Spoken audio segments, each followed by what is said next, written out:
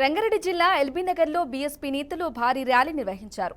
షాద్నగర్లో దళిత మహిళపై third-degree ప్రయోగించిన ఎస్ఐను విధుల నుండి పూర్తిగా డిస్మిస్ చేయాలని వారు డిమాండ్ చేశారు. ఓ దళిత మహిళపై ఇంత దారుణం జరిగితే దళిత ఎమ్మెల్యేలు స్పందించకపోవటం సిగ్గుచేటన్నారు. ఓ దళిత మహిళ పట్ల పోలీసులు వ్యవహరించిన తీరు దారుణమన్నారు.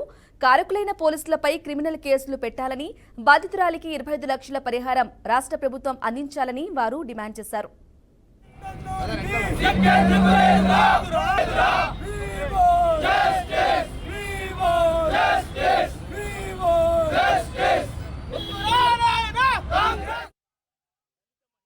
అర్ధరాత్రి పూట తీసుకెళ్లి థర్డ్ డిగ్రీ ప్రయోగించినటువంటి షాద్నగర్ పోలీసుల మీద ప్రభుత్వం కఠిన చర్యలు తీసుకోవాలి. ఎవరైతే సిఐ రామరెడ్డి ఆ సునీత యొక్క బట్టలు విప్పి అమానుషంగా ప్రవర్తించినటువంటి ఆ పోలీస్ అధికారి నిజంగా పోలీసు వ్యవస్థకే చాలా తలవంపు తీసుకొచ్చినటువంటి అధికారి. పోలీసులంటే రక్షక భటులు, కానీ అర్ధరాత్రి పూట మహిళల మాన ప్రాణాలకు రక్షణ లేకుండా చేస్తున్నటువంటి సిఐ రామరెడ్డిని వెంటనే ఉద్యోగం నుండి తొలగించాలని మేము డిమాండ్ చేస్తున్నాం. అదే విధంగా తెలంగాణ రాష్ట్రంలో రోజు రోజుకు దళితులపై జరుగుతున్నటువంటి దాడుల పట్ల కూడా కాంగ్రెస్ ప్రభుత్వం చాలా నిర్లక్ష్యంగా వ్యవహరిస్తుంది.